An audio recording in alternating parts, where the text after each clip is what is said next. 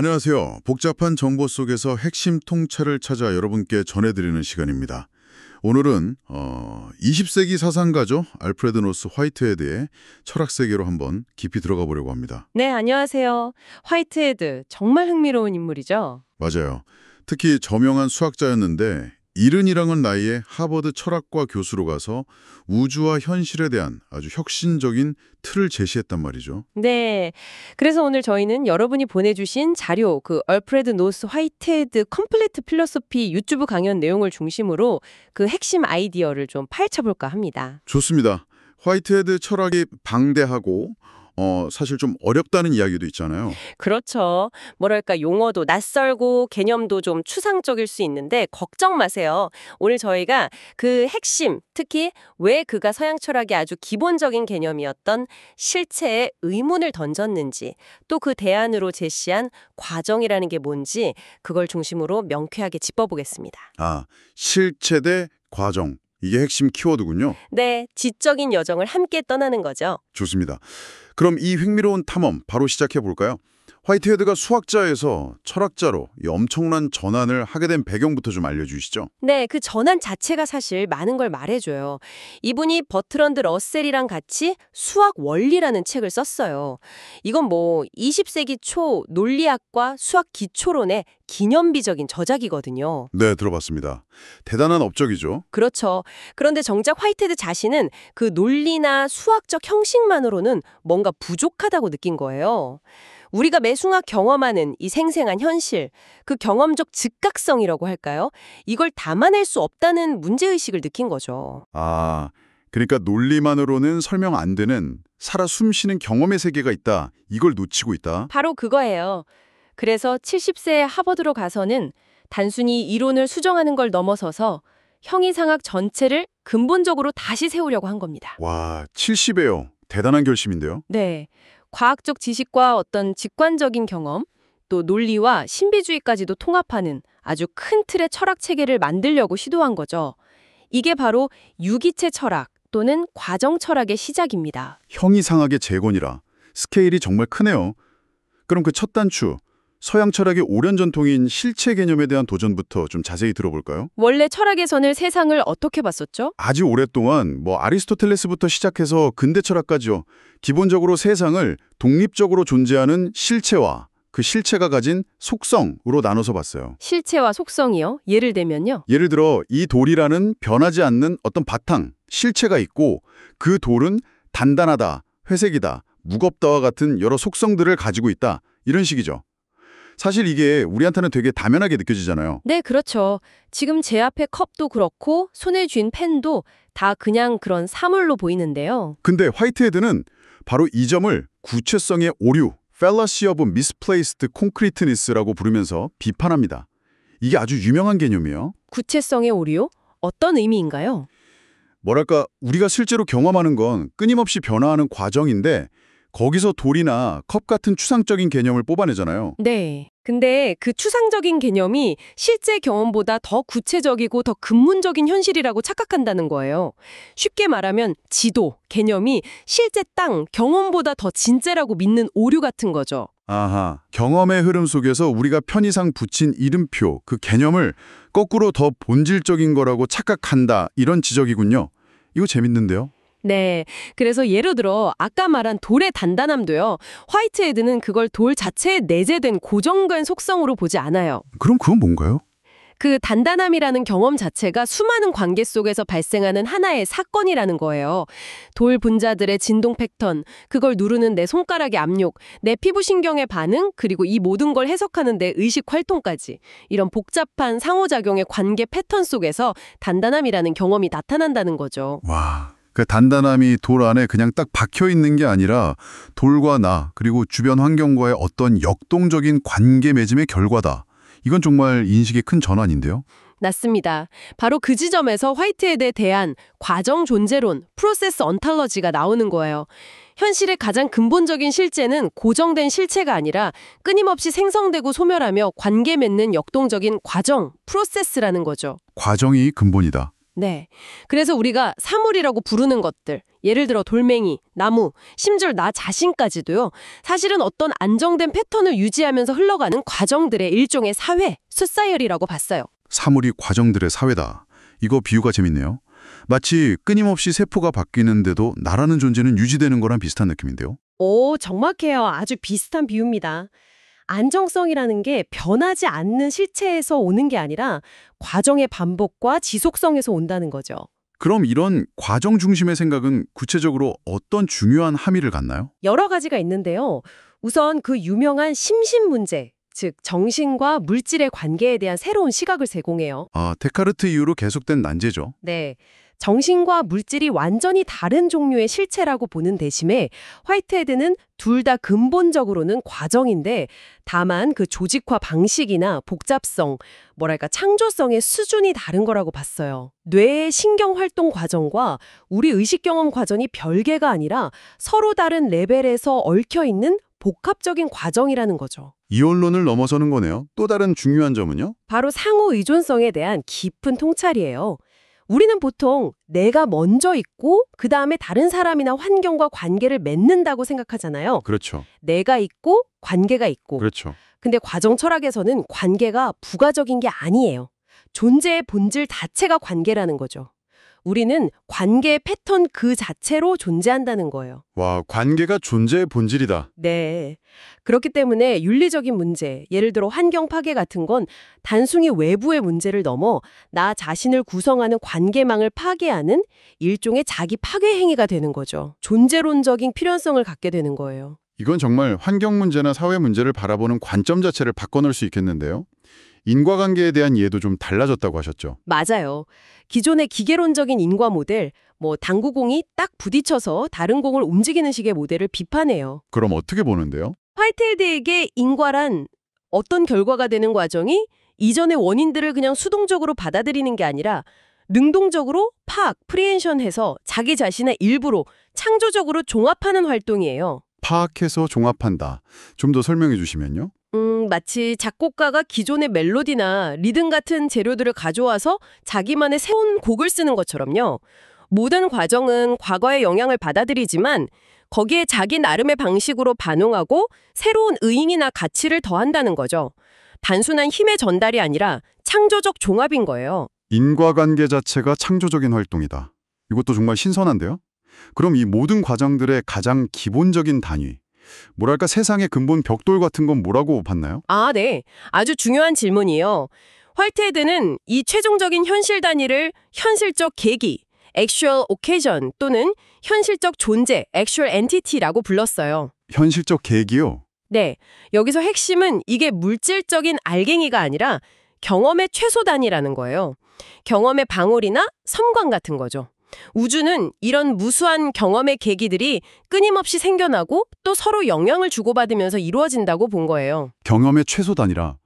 그럼 시간도 그냥 쭉 이어지는 게 아니라 이런 계기들이 탁탁탁 이어지는 건가요? 마치 영화 필름의 프레임처럼요. 오, 정확한 비유입니다. 네, 맞아요. 양자역학에서 에너지가 불연속적인 덩어리, 즉 양자로 존재하듯이 화이트헤드는 경험의 흐름도 연속적인 게 아니라 이런 불연속적인 계기, 오케이전들의 연속이라고 봤어요. 이걸 시간적 원자성이라고 부르죠. 흥미롭네요. 그럼 이 경험의 방울 하나하나는 어떻게 생겨나고 또 사라지는 건가요? 그 내부 과정이 궁금한데요? 화이트헤드는 각 계기가 생성되는 그 내두 과정을 생성의 유전적 분석이라는 좀 어려운 말로 설명하는데요. 네. 간단히 말하면 각 계기는 먼저 자기에게 영향을 주는 과거 세계, 즉 다른 계기들을 느껴서 받아들여요. 이걸 물리적 느낌이라고 해요. 일종의 메아리 같은 거죠. 과거를 받아들이고 네. 그런데 단순히 과거를 복제하는 데 그치지 않아요. 순수한 가능성들, 예를 들면 색깔, 형태, 감정의 질 같은 거요. 이런 걸 영원한 객체라고 부르는데 이것들을 개념적으로 느낀다고 표현해요. 일종의 만약 이렇다면 하고 가능성을 고려하는 거죠. 아, 가능성을 탐색하는군요. 그렇죠. 그리고 이 과거에서 온 데이터, 물리적 느낌과 미래의 가능성, 개념적 느낌을 자기만의 고유한 방식으로 창조적으로 통합해서 최종적인 만족 상태에 이르는 거예요. 이렇게 딱 완성된 계기는 다시 미래의 다른 계기들에게 영향을 주는 데이터가 되는 거고요. 과거를 받아들이고 가능성을 보고 현재를 창조하고 미래에 영향을 주고 와, 매 순간 우주가 정말 스스로를 창조해 나가는 과정이네요. 그럼 여기서 새로움, 즉 참신성은 어디서 오는 건가요? 그냥 과거의 반복이 아니라면요. 바로 그 개념적 느낌 덕분이에요. 순수한 가능성, 즉 아직 실현되지 않은 잠재성들을 끌어와서 현재 상황과 결합시키는 데서 새로움이 탄생하는 거죠. 아, 가능성을 현재로 가져오면서 네. 각 계기는 주어진 환경, 과거에 그냥 기계적으로 반응하는 게 아니라 이렇게 해보면 어떨까 하는 식으로 가능성을 도입해서 현재를 재구성하는 거예요. 이게 진짜 창조성의 원천이죠. 그러니까 엄격하게 모든 게 결정되어 있다는 결정론도 아니고 완전 무작위적인 우연도 아닌 주어진 조건 속에서의 창조적 자유라고 할 수 있어요. 잠깐만요. 아까 모든 계기가 경험을 한다고 하셨는데 그럼 길가의 돌멩이나 전자 같은 무생물도 경험을 한다는 뜻인가요? 사람이 느끼는 것처럼요? 아, 그 질문 꼭 나올 줄 알았어요. 이게 오해하기 쉬운 지점인데요. 그렇죠. 좀 이상하게 들리기도 하고요. 화이트헤드가 말하는 건 돌멩이가 우리처럼 슬픔이나 기쁨을 느낀다는 그런 의미는 아니에요. 경험에도 여러 등급 또는 복잡성의 정도가 있다고 본 거예요. 경험의 등급이요? 네. 가장 기본적인 현실적 계기의 경험은 아주 단순한 형태의 반응이나 느낌에 가까울 수 있어요. 예를 들어 전자가 다른 입자의 전자기장에 반응하는 것도 아주 기초적인 형태의 느낌으로 볼 수 있다는 거죠. 아, 아주 기초적인 수준의 반응. 그렇죠.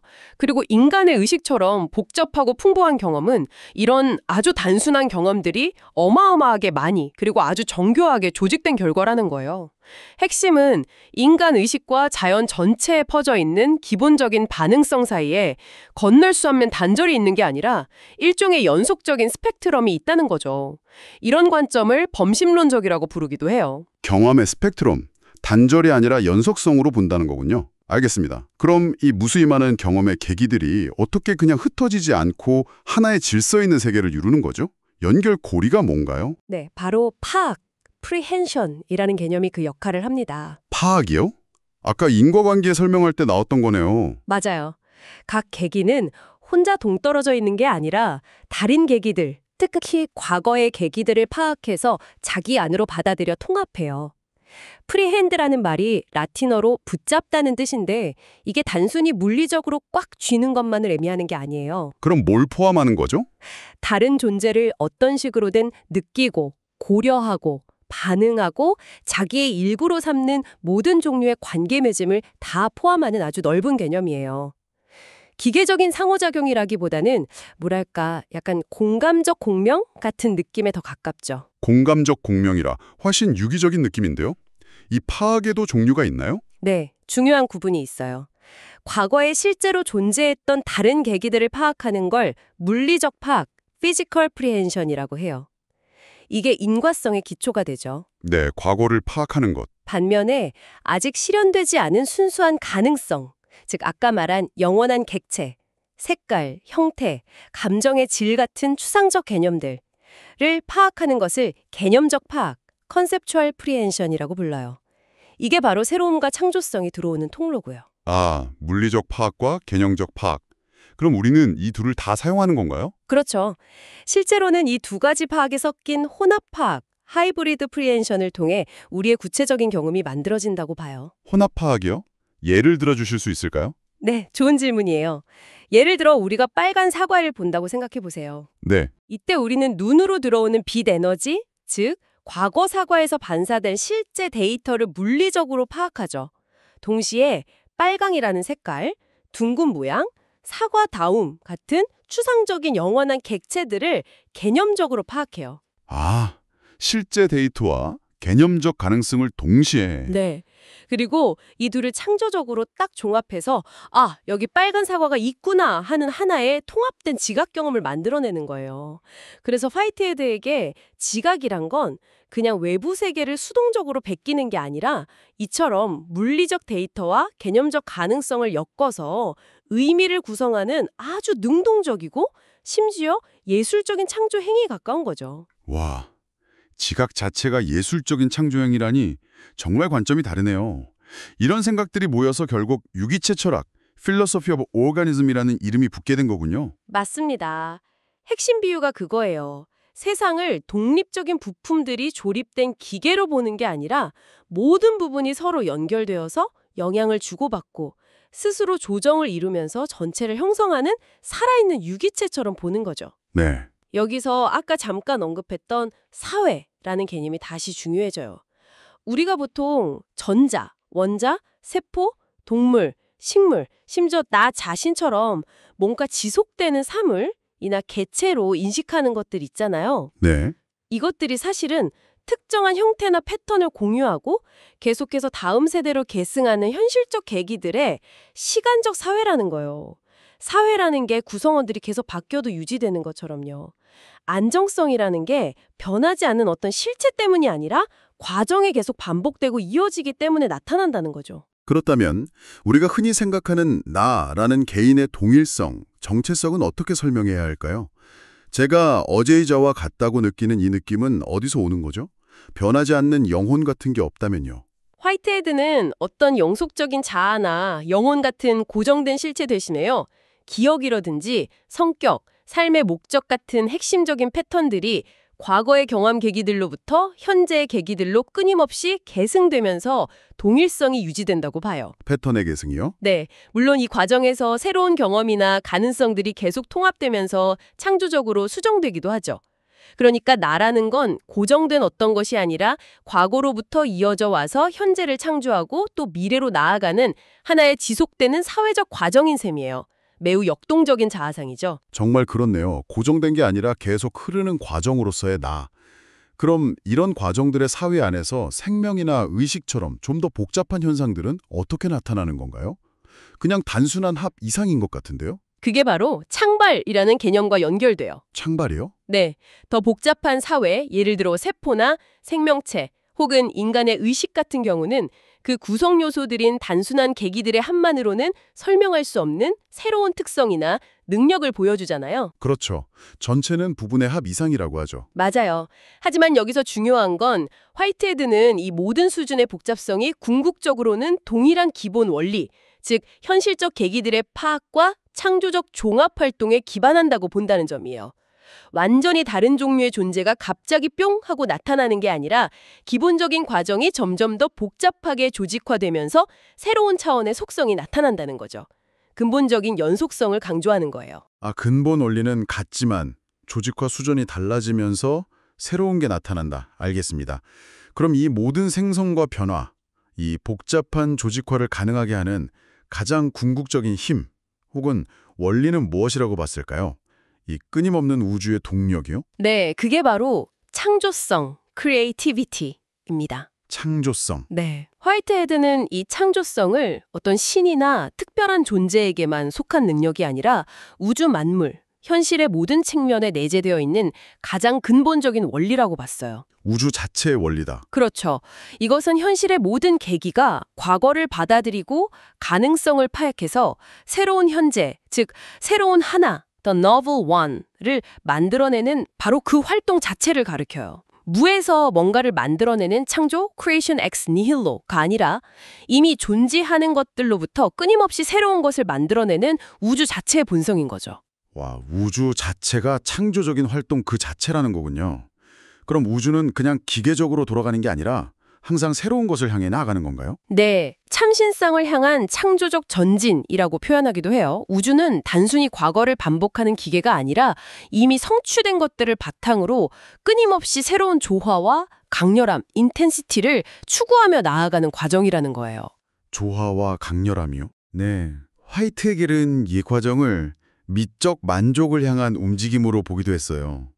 모든 계기는 주어진 다양한 요소들을 가장 조화로우면서도 가장 풍부하고 강렬하게 통합하려는 일종의 미적인 충동을 가지고 있다는 거죠. 이게 창조성의 구체적인 목표가 된다는 거예요. 그래서 아름다움이 우주의 부수적인 장식 같은 게 아니라 생성 과정의 핵심 원리라고 본 거죠. 예술 활동은 이런 우주적인 창조성과의 의식적인 협력이라고 할 수 있고요. 와, 아름다움이 우주의 근본 원리라니. 정말 시적인데요. 그럼 이 창조성이 핵심이라면 인간의 자유의지 문제도 좀 다르게 볼 수 있겠네요. 완전히 결정된 것도 그렇다고 완전한 우연도 아닌? 맞습니다. 아주 정확해요. 각해기는 과거로부터 오는 인과적 영향을 받지만 그것을 어떻게 파악하고 또 어떤 가능성, 영원한 객체와 결합해서 자기 자신을 형성할지는 스스로 결정해요. 이걸 자기 원인 셀프 코지션이라고 하는데 바로 이 자기 결정의 측면이 자유의 기본이 되는 거죠. 아, 스스로 결정하는 측면. 네. 물론 이 자유가 아무런 제약 없는 무한한 자유는 아니에요. 주어진 과거의 조건과 파악 가능한 가능성의 범위 안에서 이루어지는 일종의 제약 속의 창조적 자유라고 할 수 있죠. 엄격한 결정론과 완전한 임의성 사이에 제3의 길을 제시하는 거예요.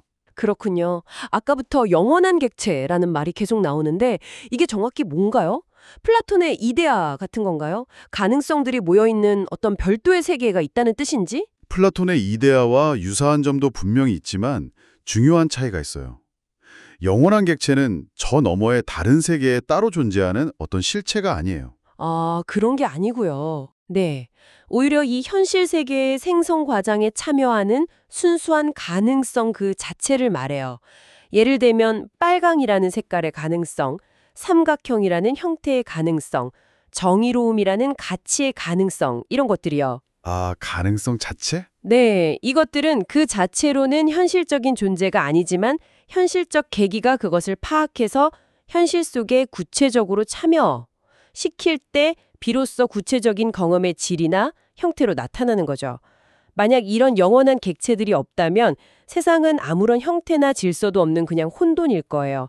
창조성이 발휘될 수 있는 재료나 패턴, 질서를 제공하는 역할을 하는 셈이죠. 알겠습니다. 순수한 가능성의 영역이군요. 화이트헤드는 당대의 과학, 특히 세상을 물질적인 것으로만 환원하려는 유물론에 대해서도 꽤 비판적이었다고 들었습니다. 어떤 점을 문제 삼았나요? 네, 맞아요. 그는 특히 과학이 세상을 객관적인 속성, 크기, 모양, 무게 같은 1차 성질과 주관적인 경험, 색깔, 소리, 냄새 같은 2차 성질로 딱 나누는 것, 이걸 자연의 이분법이라고 부르면서 잘못되었다고 비판했어요. 자연을 둘로 쪼갰다. 그렇죠. 우리의 실제 경험은 이게 다 통합되어 있는데 분석의 편의를 위해 인위적으로 쪼개놓고는 마치 그게 실제 세계의 구조인 양 착각한다는 거죠. 이것도 일종의 구체성의 오류예요. 과학, 특히 물리학이 사용하는 수학적 모델이나 추상적인 개념들은 현실의 특정 측면을 파악하는 데는 아주 강력하고 유용한 도구지만 그게 현실의 전부라고 생각해서는 안 된다는 거죠. 과학적 추상화가 현실의 전부가 아니다? 네.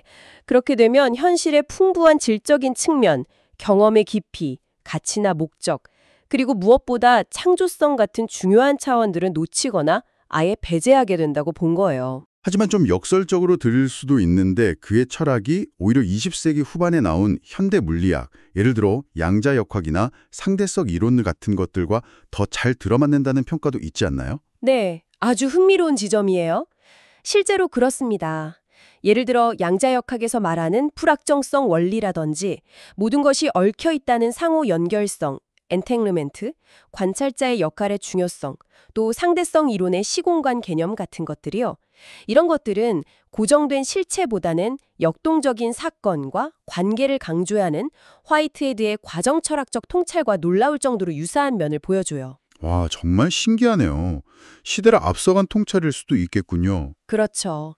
그래서 그의 철학이 단순히 과학을 비판하거나 반대하는 것이 아니라 오히려 과학이 새롭게 발견하고 있는 현실에 더 깊고 역동적인 측면까지도 포괄할 수 있는 더 넓고 통합적인 철학적 틀을 제공한다고 평가받기도 하는 겁니다. 과학적 지식을 존중하면서도 그것만으로는 포착되지 않는 현실의 더 넓은 차원 경험, 가치, 목적, 창조성을 함께 담아내려는 시도인 거죠. 오늘 정말 방대하고 깊이 있는 화이트헤드의 철학 세계를 함께 여행했습니다. 고정된 사물 중심의 세계관에서 벗어나서 끊임없이 생성되고 관계 맺는 과정과 경험으로 세상을 바라보는 그의 시각은 정말 혁명적이라는 생각이 다시 드네요. 네, 그렇죠. 그의 철학은 우리가 너무나 당연하게 받아들였던 많은 기본적인 가정들의 근본적인 질문을 던집니다.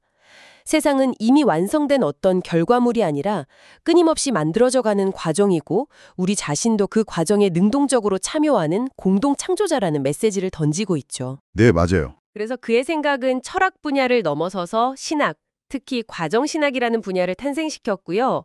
또 생태철학, 교육이론, 조직이론, 심지어 예술이론에까지 정말 다양한 분야에 큰 영향을 미치고 있어요. 기계론적이고 환원주의적인 세계관에 대한 아주 설득력이 있는 대안을 제시하고 있는 거죠. 특히 모든 것이 근본적으로 연결되어 있다는 그의 상호 의존성에 대한 강조는 요즘처럼 기후변화나 팬데믹 같은 전지구적인 위기를 겪으면서 우리가 얼마나 서로 깊이 연결되어 있는지 절실히 깨닫게 되는 시대에 더 큰 울림을 주는 것 같습니다. 맞습니다. 그리고 인공지능 같은 새로운 기술의 발전 앞에서 창조성이란 무엇인가, 경험의 본질은 무엇인가 하는 질문들이 중요해지고 있는데 이런 점에서도 화이트헤드의 탐구는 오늘날 우리에게 아주 중요한 통찰과 질문거리를 던져주고 있다고 생각해요. 네, 그의 철학이 단순히 과거의 유물이 아니라 지금 여기 우리의 삶과 세계를 이해하고 더 나은 미래를 만들어가는데 여전히 유효한 살아있는 지혜라는 생각이 드네요. 네, 저도 그렇게 생각합니다. 자, 오늘 화이트헤드와 함께한 이 깊은 사유의 여정을 마무리하면서 여러분께 한번 질문을 던져보고 싶습니다. 만약 여러분의 삶 혹은 여러분이 하시는 일, 여러분이 속한 공동체를 고정된 실체가 아니라 끊임없이 변화하고 관계 맺으며 흘러가는 하나의 과정으로 바라본다면 무엇이 좀 다르게 보일까요? 혹시 그동안 문제라고만 생각했던 것이 새로운 가능성이나 기회로 보이게 되지는 않을까요? 또는 화이트헤드가 그토록 강조했던 창조성과 미적 만족을 여러분의 일상 속에서 어떻게 더 발견하고 또 실현해 볼 수 있을지 한번 생각해 보시는 것도 좋을 것 같습니다. 어쩌면 아주 평범해 보이는 삶의 작은 순간들 속에서 그가 말한 우주적인 창조의 리듬과 아름다움을 발견하게 될지도 모르니까요. 오늘 저희가 준비한 이야기는 여기까지입니다. 화이트헤드의 눈을 통해 세상을 바라보는 새로운 창을 여는데 저희의 대화가 여러분께 조금이나마 도움이 되었기를 바랍니다. 네, 함께 해주셔서 감사합니다. 다음 시간에도 흥미로운 지식의 깊은 곳으로 여러분을 안내해드리겠습니다. 지금까지 들어주셔서 감사합니다.